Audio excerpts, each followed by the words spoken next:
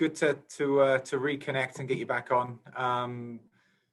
But short words for me. Look, delighted and excited to be playing a soccer match here on campus, and the guys and coaching staff can't wait to get out there. It should be a fun one.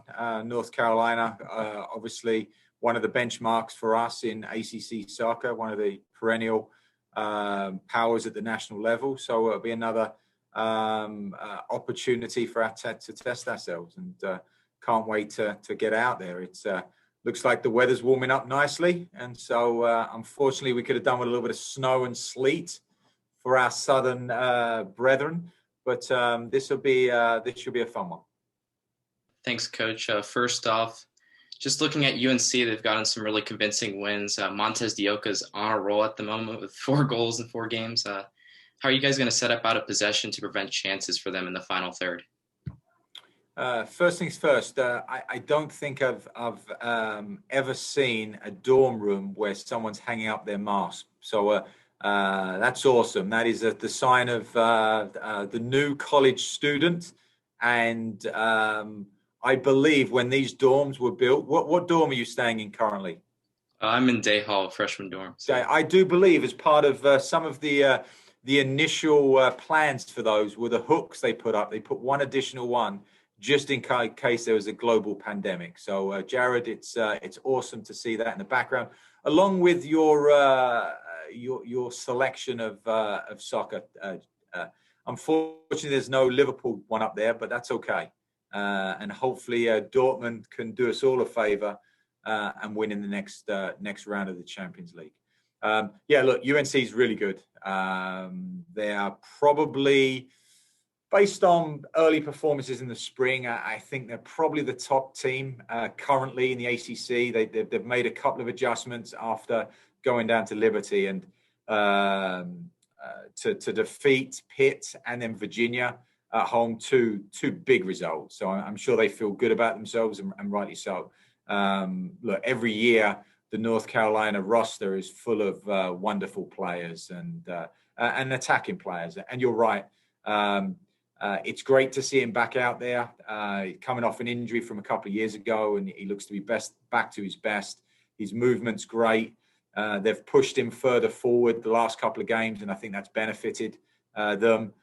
So look, we've got to make sure when the ball turns over that we're aware of where he is, as well as like the kind of the front four for North Carolina is very dynamic and can cause any team problems. So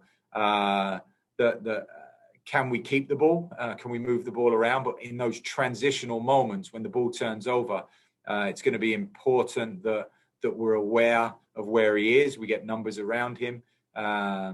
Individually, our defending is going to have to be first rate, first class, but our guys are going to need a little bit of help. And so, yes, those transitional moments when the ball turns over will be very important.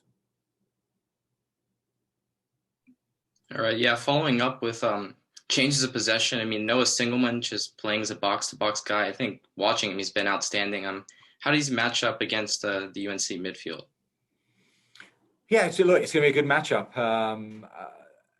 I think there's going to be a lot of fun matchups in this one. And his ability, we're going to look for him to be able to make those forward runs, to be able to get into the penalty area.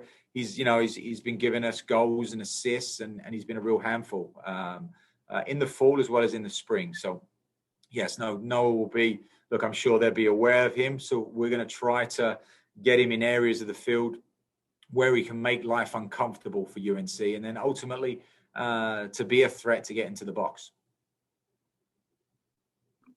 And as far as formations, you guys have gone with a 4-3 in games past, 4-4-2 against Clemson. How do you try to match up against UNC, where they've played the 4-4-2 a couple times, done that really well?